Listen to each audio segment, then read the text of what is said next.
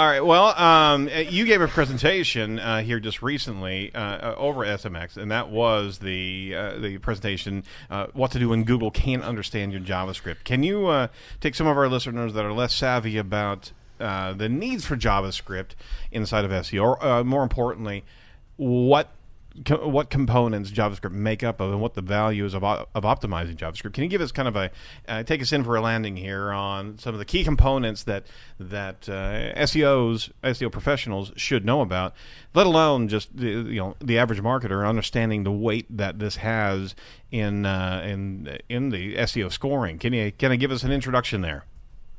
Sure. So, if we think about JavaScript prior to about 2 years ago, before Google was able to execute and render the DOM and be able to interpret it, our stuff, everything with SEOs with JavaScript was, you don't want it in HTML source, right? All the JavaScript needed to be removed. If you're looking at an Ahref, that you needed to avoid having that as, as an on-click or any type of JavaScript function, you needed a URL there. I mean, that was always the way we looked at stuff. If you were doing an AJAX call in the background, you knew that none of that content that you're calling is going to get scored and indexed to get to that page. Right. We just had certain axioms with JavaScript that we had to follow, or else, we kind of led our clients down the wrong path. Then, we kind of came around with hashbang. Hashbang was a little bit of a diversion. And not so much that it was a bad thing. We were just all of a sudden switching from server-side app to client-side app rendering, and hashbang was kind of a nice transition point for that. But what that really allowed us to do was to create HTML snapshots.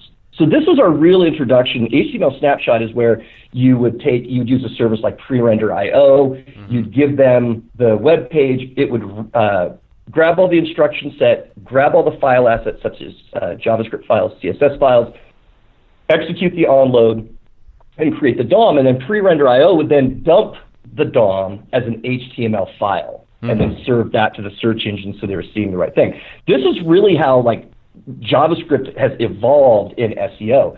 The biggest next step, obviously, was Google being able to read and interpret the DOM. They came out with that, by the way, in about 2008, but didn't really perfect it until about 2 years ago. Oh, wow. And there's still issues there, right? It's not 100%. But if I were to give you the one page or couple line synopsis of the entire presentation, is that you now need, as an SEO, you need to be not only looking at the HTTP headers, the HTML source, or the HTML snapshot if you're Bing. Right. And now with Google, you actually have to be looking at the DOM.